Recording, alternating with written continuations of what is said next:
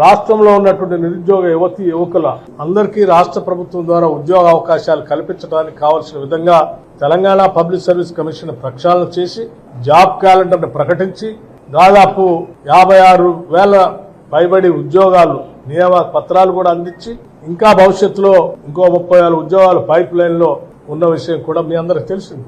అవి కాకుండా ఉద్యోగాలు పొందలేనటువంటి రానటువంటి నిరుద్యోగ యువతి యువకులు 10 ఏళ్ల పాటు వాళ్ళు పడుతున్నటువంటి బాధని ఆవేదనని అర్థం చేసుకుని రాష్ట్ర చరిత్రలోనే కాదు దేశ చరిత్రలో కూడా మొట్టమొదటిసారి 9,000 కోట్ల రూపాయలతో రాజీవ్ యువ వికాసం అని ఒక కొత్త స్కీమ్ ని ప్రకటించడమే కాదు దాన్ని పూర్తి స్థాయిలో అమలు చేసే ప్రక్రియలో భాగంగా ప్రకటించిన నాటి నుంచి శాంక్షన్ లెటర్ ఇచ్చేంత వరకు కూడా క్యాలెండర్ ను ప్రకటించి ముందుకు పోతా ఉన్నాం.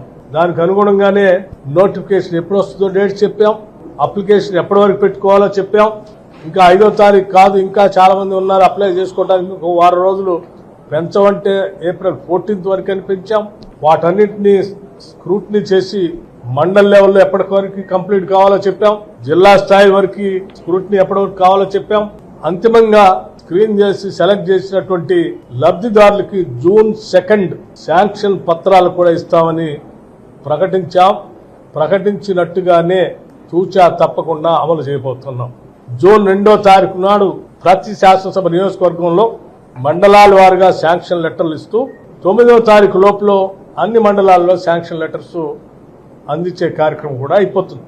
శాంక్షన్ లెటర్లు ఇచ్చిన తర్వాత వారు ఎంచుకున్నటువంటి స్వయం ఉపాధి పథకానికి సంబంధించినటువంటి స్కీమ్ కి ఒక కనీసం 3 రోజులు తగ్గకుండా వారం రోజులు ఉండేటట్టుగా ఒక ట్రైనింగ్ ఓరియంటేషన్ ప్రోగ్రాం కూడా వాళ్ళకి ఇచ్చి వాళ్ళు ఎంచుకున్న పథకాన్ని గ్రౌండింగ్ చేసేటువంటి వ్యవస్థని కూడా రాష్ట్ర ప్రభుత్వం ఇప్పటికే ఒక యాక్షన్ ప్లాన్ తయారు చేసి పెట్టింది.